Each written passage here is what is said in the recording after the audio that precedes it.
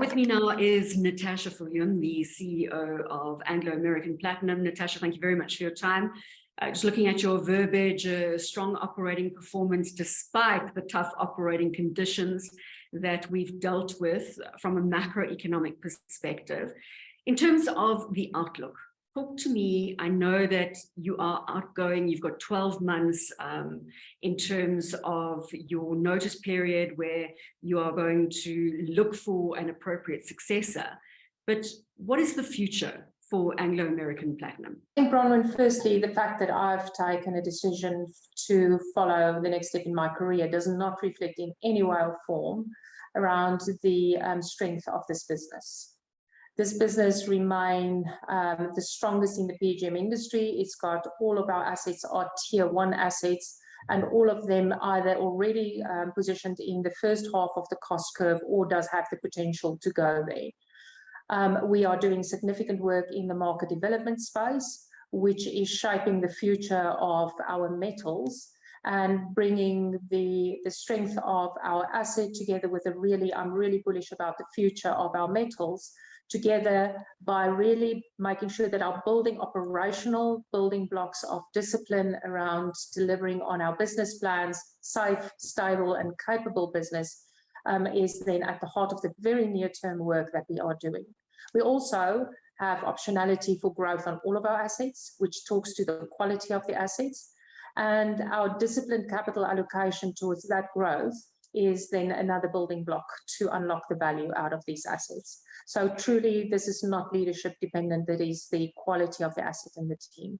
I've spent some time talking to Neil Froneman, who we know is not very friendly when it comes to the South African investment space, being the CEO of Sibanye-Stillwater.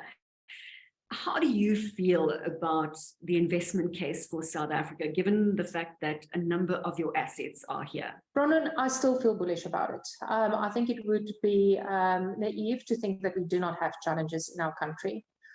We see challenges in many aspects like the energy crisis that's probably most prevalent for us at the moment. But I don't think we're unique in terms of that kind of challenges when it comes to the typical mining environment that we're operating in.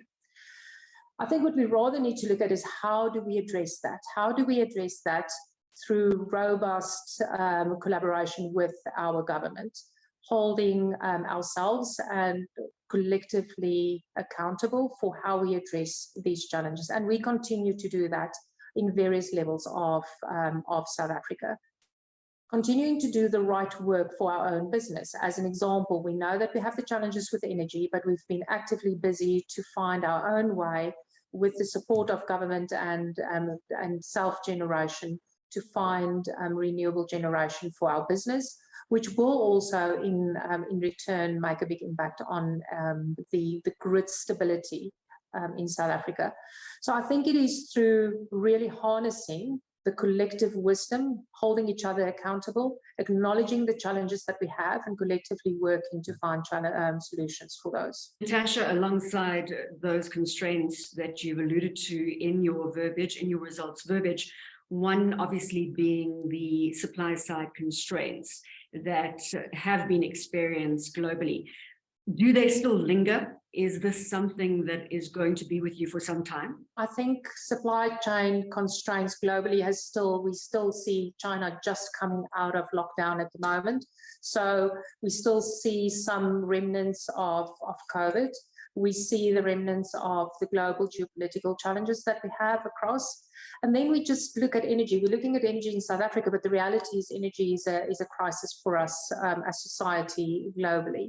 So that plays a role in the supply chain challenges, so not only flow, but also the quality of supply. The question is, what are we doing about it? We are adapting. We are adapting in ways, as example, relooking stockholding and adjusting our stockholding assumptions towards what links into a broader supply chain.